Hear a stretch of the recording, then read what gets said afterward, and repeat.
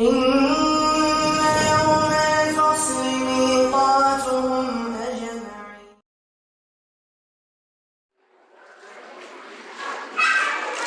بسم الله الرحمن الرحيم. السلام عليكم ورحمة الله وبركاته. الحمد لله حمدا كثيرا طيبا مباركا فيه مباركا عليه كما يحب ربنا ويرضاه. وأشهد أن لا إله إلا الله وحده لا شريك له وأشهد أن محمدا عبده ورسوله صلى الله عليه وعلى آله وصحابته أجمعين ومن تبعهم بإحسان إلى يوم الدين. أما بعد، فإخواني في الدين wa akhwati fillah, kaum muslimin wal muslimat yang saya cintai dan saya muliakan, rahimani wa rahimakumullah. Semoga Allah subhanahu wa ta'ala senantiasa mencurahkan rahmatnya kepada kita sekalian. InsyaAllah ta'ala kita lanjutkan pembahasan kitab At-Tauhid, masih di bab yang kedua, yaitu babu fadli tauhid wa ma yukaffiru minadz dzunub. Bab tentang keutamaan tauhid dan dosa-dosa yang dihapuskan oleh Allah dengan sebab tauhid. Memasuki dalil yang ketiga. Penulis kitab Tauhid Syekhul Islam Al-Mujahidul Mujaddid Al-Imamul Allamah Al-Syekh Muhammad At-Tamimi rahimahullahu ta'ala menyebutkan, walahuma fi hadithi Idban, dan diriwayatkan oleh Al-Bukhari dan Muslim dari hadith Idban, dari sahabat yang mulia Idban bin Malik Al-Ansari radhiyallahu anhu. Beliau meriwayatkan Rasulullah sallallahu alaihi wasallam bersabda, fa inna Allah harrama 'alan nari man qala la ilaha illallah yabtagi bidzalika wajha Allah. Sesungguhnya Allah mengharamkan atas neraka bagi orang yang mengucapkan la ilaha illallah, yang dengan itu dia mencari, mengusahakan wajah Allah subhanahu wa ta'ala. Sesungguhnya Allah mengharamkan atas neraka untuk membakar orang yang mengucapkan la ilaha illallah, kalimat tauhid, yang dengan itu, dengan ucapannya tersebut, dia mencari, mengusahakan wajah Allah. Maksudnya dia ingin masuk surga dan mendapatkan nikmat terbesar penghuni surga, yaitu melihat wajah Allah subhanahu wa ta'ala. Hadis ini termasuk hadis yang paling sahih karena diriwayatkan Al-Bukhari dan Muslim, muttafaqun alaih, disepakati ulama ahli hadis atas kesahihannya. Pelajaran terpenting yang bisa kita petik dari hadis ini adalah agungnya kalimat tauhid la ilaha illallah. Betapa mulianya kalimat ini, sehingga Rasulullah SAW mengabarkan kepada kita, orang yang mengucapkannya, dengan itu dia mencari wajah Allah, maka Allah pastikan dia selamat dari api neraka. Maka hadis ini menjelaskan kepada kita, kalimat la ilaha illallah menyelamatkan orang yang mengucapkannya dari api neraka. Namun tentu maksud hadis ini bukan sekedar diucapkan, tapi dipahami maknanya, diyakini kebenarannya, dan diamalkan dalam kehidupan sehari-hari. Oleh karena itu para ulama menyebutkan, dalam bahasa Arab atau dalam bahasa syariat, yang dimaksud dengan syahadat apabila terpenuhi 4. Syahadat itu kalau kita terjemahkan bersaksi. Asyhadu, aku bersaksi. Tapi maknanya dalam syariat itu lebih dalam. Maknanya mencakup 4. Yang pertama, kita ucapkan. Yang kedua, kita tahu artinya. Bukan sekedar kita ucapkan, tapi kita nggak ngerti maknanya. Yang ketiga, kita yakini kebenarannya. Di zaman Nabi SAW ada orang yang mengetahui, bahkan mengucapkan la ilaha illallah, tapi mereka tidak meyakini kebenarannya. Yang keempat, kita amalkan. Di zaman Nabi SAW juga ada orang yang telah mengetahui kebenarannya, meyakininya, mengetahui artinya, meyakini kebenarannya, tapi dia nggak mau ucapkan dan tidak mau amalkan. Contohnya Abu Thalib. Abu Thalib tahu arti la ilaha illallah dan meyakini kebenarannya, tapi dia nggak mau ucapkan, tidak mau pula mengamalkan. Jadi 4 ini harus ada, bukan sekedar diucapkan.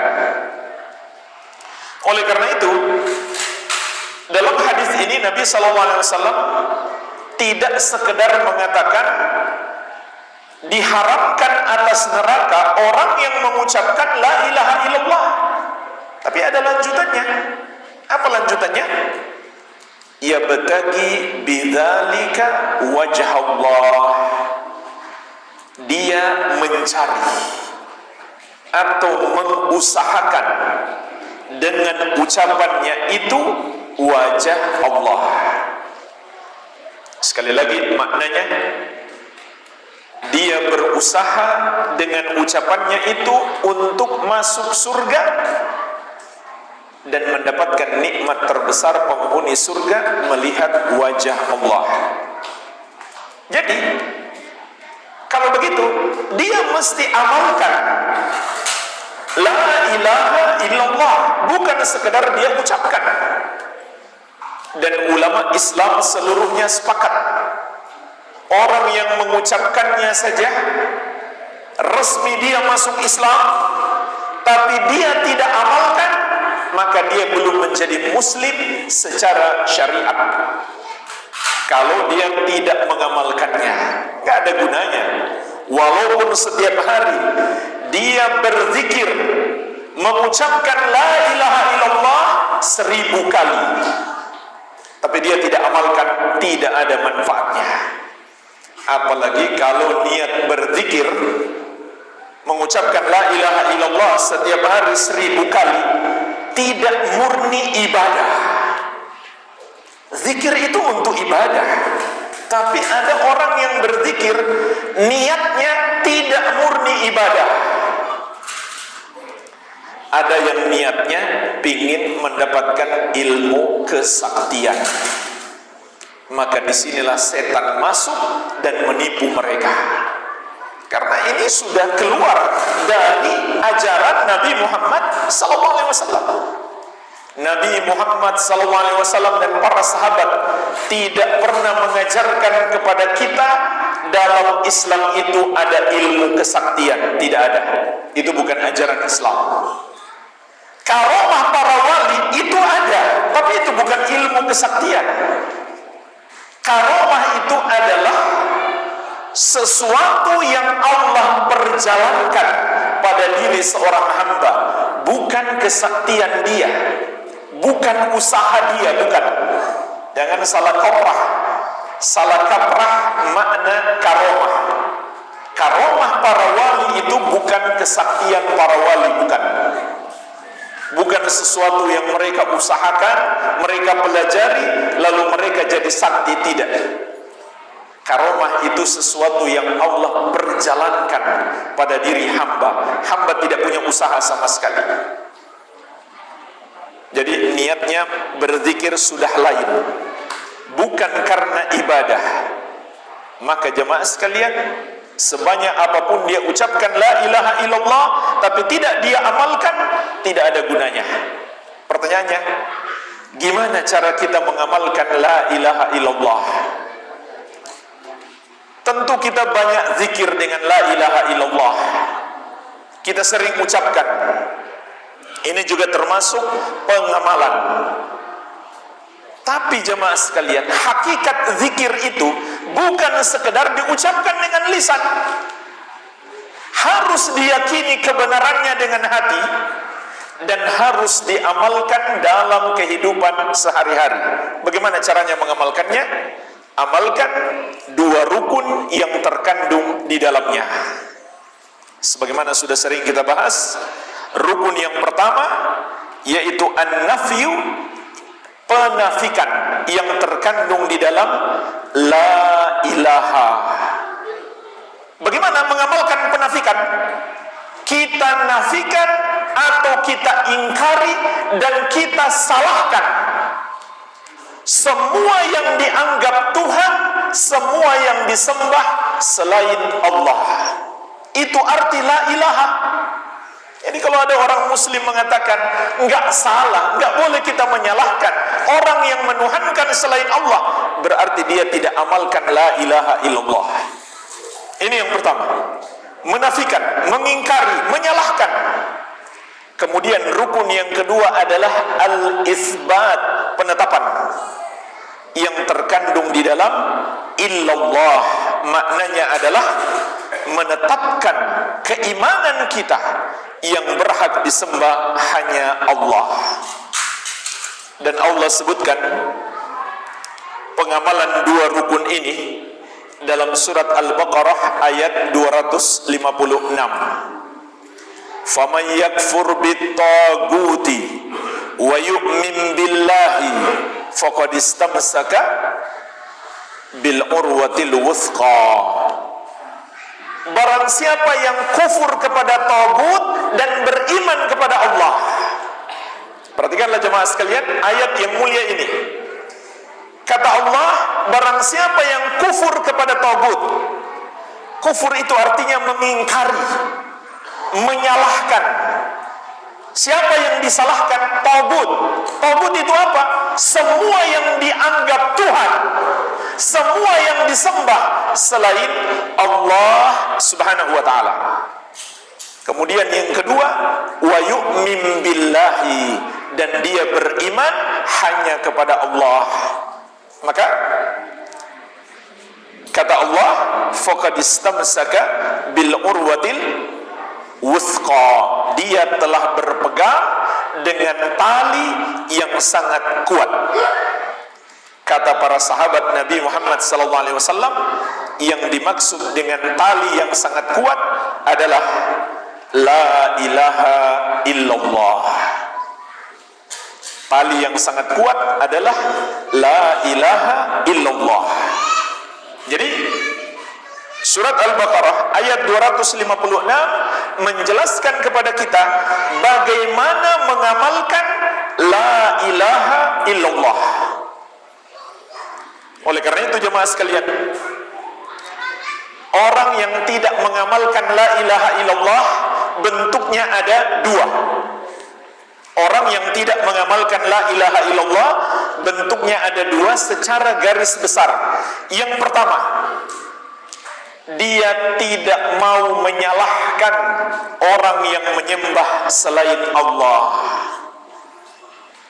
Subhanallah, ketika seorang muslim tidak menyalahkan orang yang menyembah selain Allah, berarti dia telah melanggar pokok utama keislaman, yaitu asyhadu an la ilaha illallah.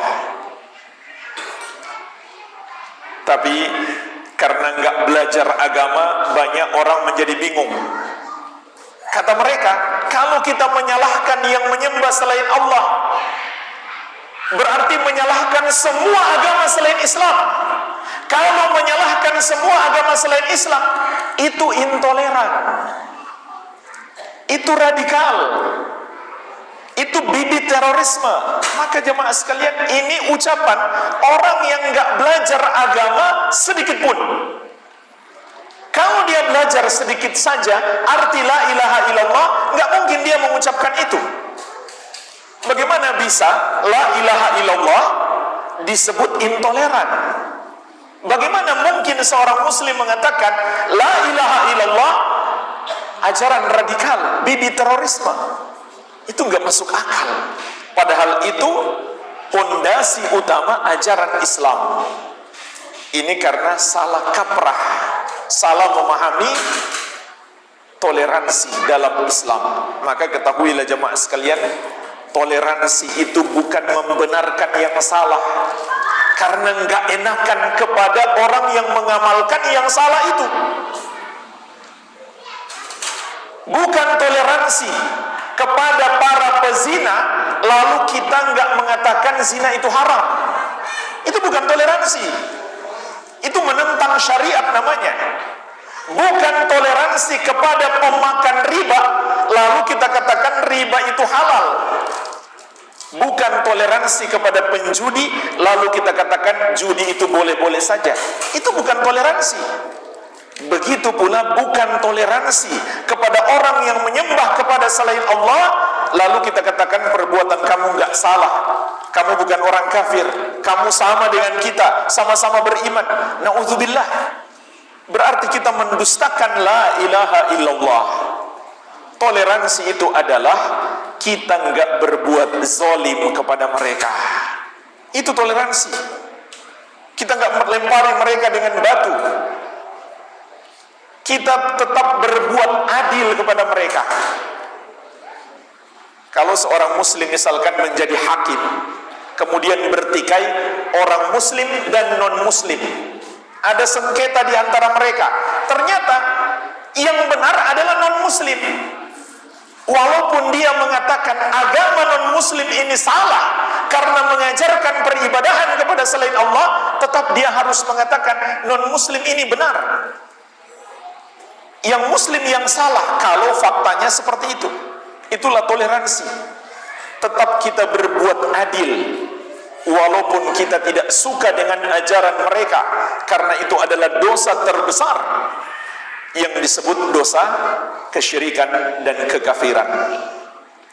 Allah mengkafirkan mereka, maka kita pun mengkafirkan mereka. Yang tidak boleh adalah mengkafirkan sesama muslim. Itu yang nggak boleh. Rasulullah SAW mengatakan, "Man qala li akhihi ya kafir, faqad ba'a bihi ahaduhuma." Siapa yang mengatakan kepada saudaranya, "Wahai kafir," maka ucapan itu akan kembali kepada salah satu dari keduanya. Artinya, kalau saudaranya sesama muslim ini ternyata dia masih muslim, belum kafir, maka ucapan itu akan kembali kepada yang mengatakan. Jadi mengkafirkan itu ada dua, mengkafirkan yang wajib, mengkafirkan yang haram. Yang wajib adalah mengkafirkan yang dikafirkan oleh Allah dan Rasulnya, yaitu orang-orang kafir. Yang haram adalah mengkafirkan sesama muslim. Ini yang pertama. Pelanggaran terhadap la ilaha illallah adalah tidak mengingkari orang yang menyembah selain Allah. Yang kedua, mempersembahkan salah satu ibadah kepada selain Allah. Barang siapa mempersembahkan salah satu ibadahnya kepada selain Allah, berarti dia tidak lagi mengamalkan la ilaha illallah.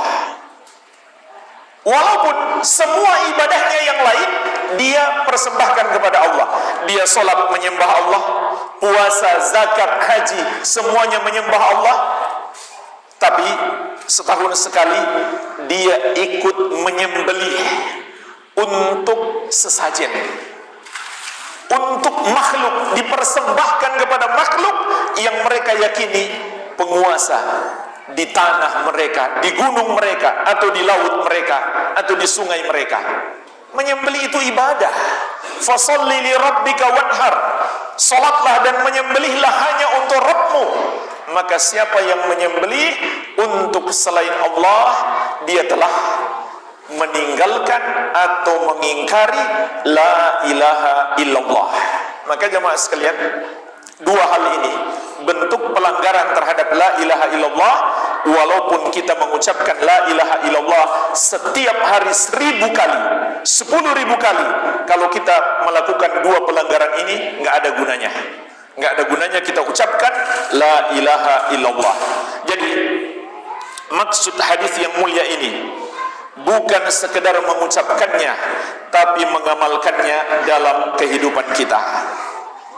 Dalam hadis ini juga terkandung pelajaran tentang penetapan sifat wajah Allah Subhanahu wa ta'ala. Dan banyak dalil dalam Al-Quran dan hadis yang menjelaskan kepada kita, itulah melihat wajah Allah, nikmat terbesar untuk penghuni surga kelak. Dan harus takut kepada Allah. Orang yang tidak mengimani Allah memiliki wajah secara hakiki, dia terancam tidak akan mendapatkan nikmat ini. Padahal itulah nikmat terbesar penghuni surga.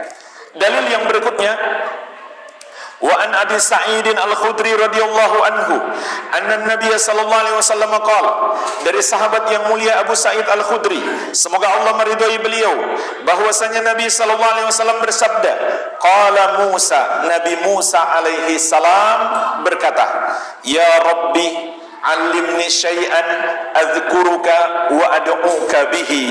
Wahai Rabbku, ajarkanlah kepadaku sesuatu yang dengannya aku berzikir kepadamu dan berdoa kepadamu. Jemaah sekalian, di sini terkandung pelajaran penting. Nabi pun minta diajari zikir dan doa kepada Allah. Mereka nggak buat-buat sendiri. Nabi Muhammad SAW, semua yang beliau ajarkan kepada kita, zikir-zikir dan doa-doa, bukan beliau buat-buat sendiri. Semuanya wahyu dari Allah. Wa ma yantiqu 'anil hawa in huwa illa wahyu yuha. Tidak ada yang Muhammad sampaikan kepada kalian berupa ajaran-ajaran Islam berasal dari hawa nafsunya, melainkan wahyu yang diwahyukan kepadanya. Dan zikir-zikir dan doa-doa yang diajarkan kepada kita itu sudah sangat banyak, sangat bagus dan mencukupi kita. Jadi Nabi Musa alaihissalam minta kepada Allah lafaz zikir dan doa yang terbaik. Qala, maka Allah menjawab, "Qul ya Musa, ucapkan wahai Musa, la ilaha illallah." Qala, maka Musa berkata, "Ya Rabb, kullu ibadika yaquluna hadza." Wahai Rabbku, semua hambamu yang beriman juga mengucapkan la ilaha illallah. Nabi Musa pingin yang spesial. Kalau la ilaha illallah semua orang beriman sudah mengucapkan. Maka qala, Allah menjawab, "Ya Musa, law anna as-samawati sab'a wa amirahunna ghairi wal aradina sab'a fi kiffatin wa la ilaha illallah fi kiffatin malat bihinna la ilaha illallah." Wahai Musa, andai langit yang 7 dengan semua penghuninya kecuali aku dan bumi yang 7 diletakkan di satu daun timbangan dan la ilaha illallah di daun timbangan yang lain, maka kalimat la ilaha illallah itu lebih berat. Kalimat la ilaha illallah lebih berat daripada langit yang 7 dan bumi yang 7 dengan seluruh makhluk yang menghuninya. Rawahu Ibnu Hibban wal Hakim wa sahahahu.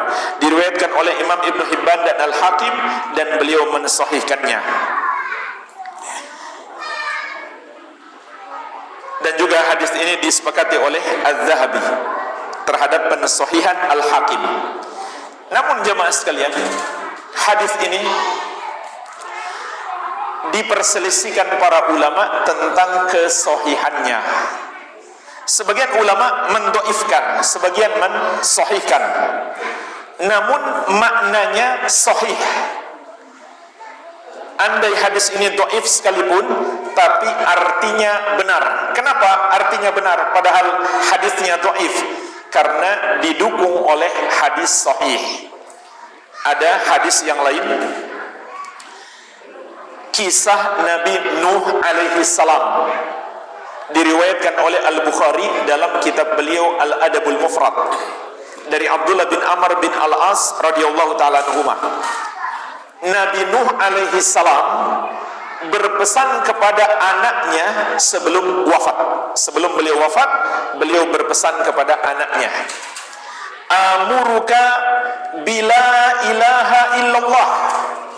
Aku perintahkan kepadamu untuk selalu berpegang teguh dengan la ilaha illallah. Fa inna samawati sab'a wal aradina sab'a fi law wudi'at fi kiffatin wa wudi'at la ilaha illallah fi kiffatin rajahat bihinna la ilaha illallah. Karena sesungguhnya langit yang 7 dan bumi yang 7 andai diletakkan di satu daun timbangan dan la ilaha illallah di daun timbangan yang lain, maka kalimat la ilaha illallah itu lebih berat. Walau anna samawati sab'a wal aradina sab'a kunna halqatan mubhamatan qasamathunna la ilaha illallah. Seandainya langit yang 7 dan bumi yang 7 bagaikan sebuah gelang yang tidak memiliki celah, sebuah gelang yang tidak memiliki celah, niscaya kalimat la ilaha illallah dapat menembusnya. Jadi jemaah sekalian, makna hadis ini sama dengan hadis tentang kisah Nabi Musa alaihi salam, yaitu intinya adalah kalimat la ilaha illallah adalah timbangan amalan yang paling berat. Timbangan amalan yang paling berat. Oleh karena itu jemaah sekalian, barang siapa menghadap Allah dengan membawa la ilaha illallah, maka semua dosa-dosanya akan diampuni.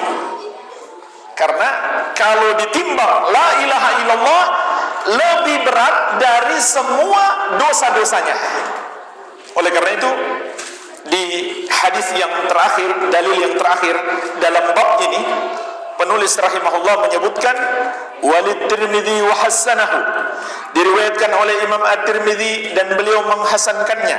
An Anas radhiyallahu anhu, sami'tu Rasulullah sallallahu alaihi wasallam yaqul, dari Anas bin Malik, semoga Allah meridhai beliau, aku mendengarkan Rasulullah sallallahu alaihi wasallam bersabda, Qala Allah Ta'ala, Allah Subhanahu wa Ta'ala berfirman, Ya bna Adam, law ataitani bi qurabil ardi khataya, thumma lakitani la tusyriku bi syai'an, la ataituka bi qurabiha maghfiratan.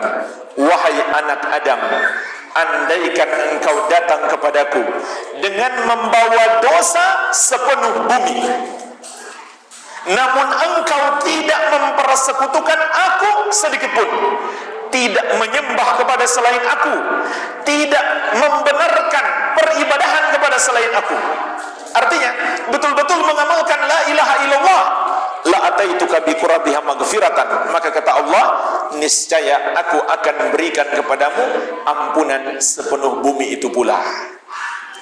Maka hadis yang mulia ini memberi pelajaran penting kepada kita bahwa tauhid, pengamalan yang sebenar-benarnya terhadap la ilaha illallah adalah sebab utama, sebab yang terbesar hamba mendapatkan ampunan dari dosa sebanyak dan seberat apapun.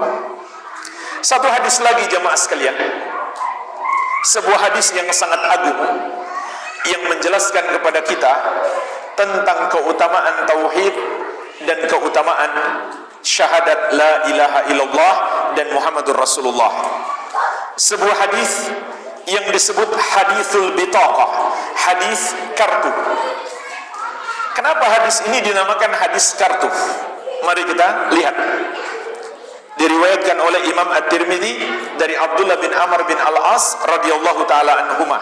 Rasulullah sallallahu alaihi wasallam bersabda, "Innallaha sayukhallisu rajulan min ummati ala ru'usil khalaiq." Sesungguhnya Allah akan memilih dari seluruh makhluk salah satu umatku yaumal qiyamah, di hari kiamat kelak, fayansyuru alaihi tis'atan wa tis'ina sijillan, lalu dihamparkan di hadapannya 99 catatan dosanya. Subhanallah, dosanya berada di 99 catatan. Kullu sijillin mithlu maddil basar, setiap satu catatan sejauh matanya memandang. Jadi bayangkan jemaah sekalian, satu lembar catatan dosanya, luasnya, besarnya, sejauh matanya memandang. Dan jumlahnya ada 99. Summa yaqul, kemudian Allah berfirman, atunkiru min hadza syai'an, apakah ada satu dosa yang kamu ingkari? Adzalamaka katabatil hafidun, apakah para malaikatku yang mencatat dosa-dosamu telah berbuat zalim kepadamu? Mungkin mereka mencatat yang bukan dosamu. Yaqul, dia pun menjawab, la ya Rabb, tidak wahai Rabb, itu sudah dosaku semuanya, tidak ada satupun yang dia ingkari. Dan ini hisabnya orang beriman. Adapun orang kafir, mereka mengingkari, maka Allah kunci mulut mereka dan Allah jadikan tangan dan kaki mereka berbicara. Adapun orang beriman, dia akui dosanya. Fayaqul afalaka uzrun, maka Allah berfirman, apakah kamu punya uzur, punya alasan yang meringankan hukumanmu? Fayaqul la ya Rabb, dia pun mengatakan, tidak wahai Rabbku. Lihat, kalau orang yang memang bersalah di dunia ini, sudah bersalah, nggak mau mengaku salah, bahkan mencari-cari pembenaran, itu bukan sifat orang yang beriman. Fayaqul bala innalaka indana hasanah, maka Allah pun mengatakan, bahkan engkau punya satu kebaikan di sisi kami. Wa innahu la zulma 'alaikal yaum, dan hari ini kamu tidak akan dizalimi sedikit pun. Fayukhriju bitaqatan, maka dikeluarkanlah sebuah kartu. Disitulah tertulis catatan kebaikannya. Jadi dosa berada di 99 catatan, setiap satu catatan sejauh matanya memandang. Sementara catatan kebaikannya cuma di satu kartu kecil. Makanya hadis ini diistilahkan para ulama dengan hadisul bitaqah, hadis kartu. Apa yang tertulis di situ jemaah sekalian? Fiha asyhadu an la ilaha illallah wa asyhadu anna Muhammadan abduhu wa rasuluh. Yang tertulis di situ adalah 2 kalimat syahadat. Syahadat tauhid dan syahadat risalah. Keimanan terhadap Nabi Muhammad sallallahu alaihi wasallam. Fayaqul uhdur waznak. Maka Allah berfirman, lihatlah timbangan amalanmu. Fayaqul ya Rabb ma hadhihi al-bitaqa ma hadhihi sijilat. Dia pun berkata, wahai Rabbku, apalah gunanya satu kartu ini, kartu kecil, kalau dibandingkan dengan 99 catatan dosaku. Dan setiap satu catatan sejauh matanya memandang. Jadi secara zahir nggak ada gunanya, cuma satu kartu kecil melawan 99 catatan dosa. Faqal, maka Allah berfirman, fa innaka la tuzlam, hari ini engkau tidak akan dizalimi. Ini pengadilan yang paling adil. Qala fatuda'us sijillat fi kifatin wal bitaqatu fi kifatin. Maka catatan dosanya diletakkan di satu daun timbangan dan kartu catatan kebaikannya diletakkan di daun timbangan yang lain. Apa yang terjadi jemaah sekalian? Fatashatis sijillat wa thaqulatil bitaqah. Maka timbangan dosa-dosanya itu naik ke atas, sementara timbangan kebaikannya turun ke bawah, lebih berat. Berarti dia diampuni oleh Allah Subhanahu wa taala, sebab timbangan kebaikannya lebih berat. Jadi jangan lihat dari kuantitasnya, tapi lihat dari kualitas amalannya. Itulah tauhid. Wala yathqulu ma'asmillahi syai'un. Tidak ada yang lebih berat daripada nama Allah sedikit pun. Jadi jemaah sekalian, ini dalil-dalil yang menunjukkan kepada kita bahwa agungnya kalimat la ilaha illallah dan amalan yang terkandung di dalamnya, yaitu tauhid. Maka hendaklah kita pertahankan sekuat-kuatnya tauhid dalam diri kita. Jangan sampai terkotori oleh kesyirikan dan ternodai oleh kekufuran sampai kita berjumpa dengan Allah Subhanahu wa taala. Karena kalau kita nggak pertahankan sampai kita mati juga tidak ada gunanya. Sebab yang menentukan kita selamat atau tidak adalah akhir hayat kita. Apakah bersama la ilaha illallah atau sudah tidak lagi bersama la ilaha illallah. Semoga kita semuanya termasuk orang-orang yang tetap berpegang teguh dengan tauhid sampai kita berpisah dengan hidup ini. Walhamdulillah, dengan ini selesai bab yang kedua. Mungkin ada pertanyaan, saya persilakan.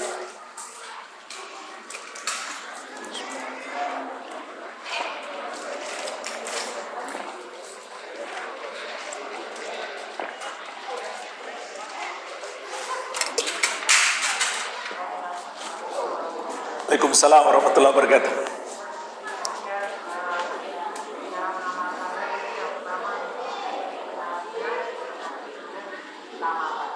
Tolong kerasin dikit suaranya, Pak. Kurang kedengaran. Yang lain kalau ada pertanyaan biar lebih cepat ditulis. Silakan, Pak.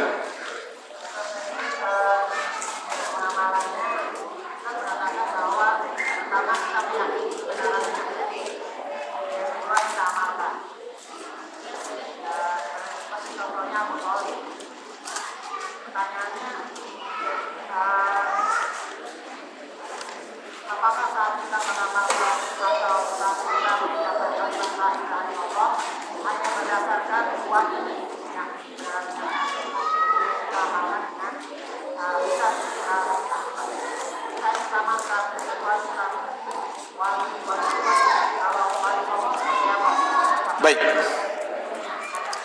Yang pertama, tentang pengucapan la ilaha illallah.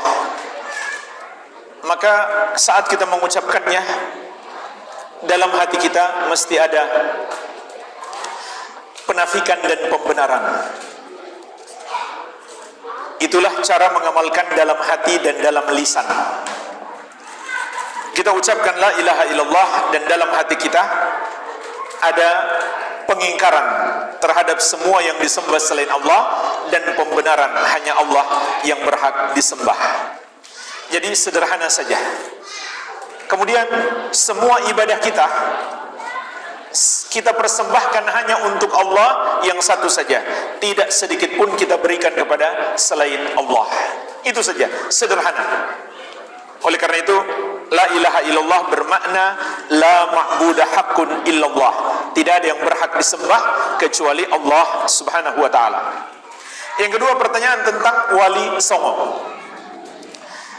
Wali 9 ya. Pertama, jemaah sekalian, penyebutan wali songo, wali yang 9, bukan sebuah pembatasan. Berarti wali itu hanya 9, tidak. Wali itu banyak. Siapa wali Allah? Semua orang yang beriman dan bertakwa. Sebagaimana Allah tegaskan dalam surat Yunus ayat 62-63. Ala inna awliya Allahi la khawfun alaihim wa lahum yahzanun alladzina amanu wa kanu yattaqun. Ketahuilah, wali-wali Allah itu mereka tidak merasa takut dan tidak bersedih hati. Maksudnya menjelang wafat mereka, Allah hilangkan rasa takut, Allah hilangkan kesedihan mereka. Kemudian Allah jelaskan siapa mereka itu. Alladzina amanu wa kanu yattaqun. Mereka adalah orang-orang yang beriman dan bertakwa. Oleh karena itu, kalau kita dapatkan cerita-cerita tentang wali songo yang bertentangan dengan keimanan dan ketakwaan, jangan percaya. Contoh, ini hanya film ya. Sunan Kalijaga duduk di kali nggak sholat-sholat, mungkin nggak makan-makan juga sampai jenggotnya panjang. Ini cerita khurafat, cuma dibuat-buat oleh sutradara, atau cerita berkembang di masyarakat yang tidak benar. Itu nggak mungkin benar. Wali Allah nggak seperti itu. Bukan walinya yang kita salahkan, pembuat ceritanya yang kita salahkan. Andai benar sekalipun, ya berarti salah, nggak pantas diteladani. Untuk menjadi wali Allah itu, kata Allah, alladzina amanu wa kanu yattaqun. Hendaklah kita menjadi orang-orang yang beriman dan bertakwa. Itulah wali Allah. Bukan orang-orang yang sakti. Sekali lagi, karomah itu bukan kesaktian. Mungkin Allah berikan karomah kepada wali Allah, tapi dia tidak sama dengan kesaktian. Mohon maaf, waktu sudah habis. Mungkin ini saja yang bisa kita bahas. Semoga bermanfaat. Lebih dan kurangnya saya mohon maaf. Wabillahi taufik. Subhanakallahumma wabihamdik, asyhadu an la ilaha illa anta, astaghfiruka wa atubu ilaik. Wa sallallahu ala nabiyyina Muhammadin wa alihi wasallam. Walhamdulillahi rabbil alamin. Wassalamualaikum warahmatullahi wabarakatuh.